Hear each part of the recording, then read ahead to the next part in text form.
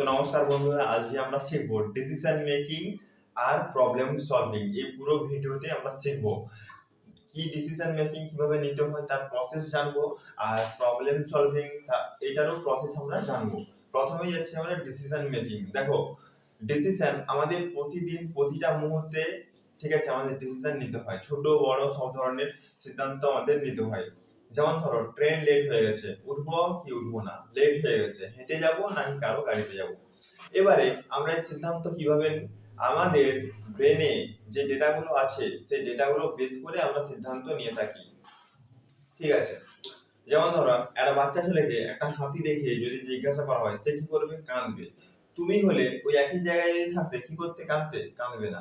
খুব কাছাকাছি এলে কি করবে? ছুটে পালাবে। কিন্তু বাচ্চাটা খুব কাছাকাছি এলে সে কি ছুটে পালাতো? সে আরো জোরে জোরে কান্না করতো। এখানে দুজনের একই ঘটনা, কিন্তু দুজন আলাদা আলাদা সিদ্ধান্ত নিচ্ছে। একজন জোরে কান্না করার সিদ্ধান্ত নিচ্ছে, আর একজন ছুটে পালাবার সিদ্ধান্ত নিচ্ছে। এটি হচ্ছে আমাদের ডিসিশন মেকিং। তো ডিসিশন মেকিং এর প্রসেসটা কি কি আছে দেখে নিচ্ছি। বলছে ডিসিশন মেকিং এর প্রসেসটা হচ্ছে, প্রথমে বলছে আইডেন্টিফাই দ্য প্রবলেম। তোমার সমস্যাটা কি হচ্ছে প্রথমে সেটা তোমাদেরই খুঁজে বার করতে হবে। তারপর দ্বিতীয় হচ্ছে জেনারেট অপশন, তোমার কাছে কি কি অপশন আছে।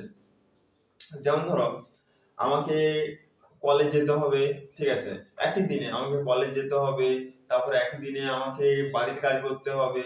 তো তোমার কাছে কোনটা বেশি ইম্পর্টেন্ট? বাড়ির কাজটা বেশি ইম্পর্টেন্ট না কলেজে যাওয়াটা বেশি ইম্পর্টেন্ট, সেটা তোমাকে দেখতে হবে। তারপর বলছি সিলেক্ট দ্য বেস্ট অপশন, তোমার কাছে কোনটা সবচেয়ে বেশি ইম্পর্টেন্ট সেটা তোমাকে নিতে হবে। যদি কলেজে যাওয়াটা বেশি ইম্পর্টেন্ট বলে মনে হয় তাহলে ওইটা যাবে। আর যদি ঘরের কাজ যেটা তোমার বাড়িতে আছে সে কাজটা যদি বেশি ইম্পর্টেন্ট তাহলে সেটা করবে। কোনটা তোমার কাছে বেশি ইম্পর্টেন্ট তুমি সেটা করবে।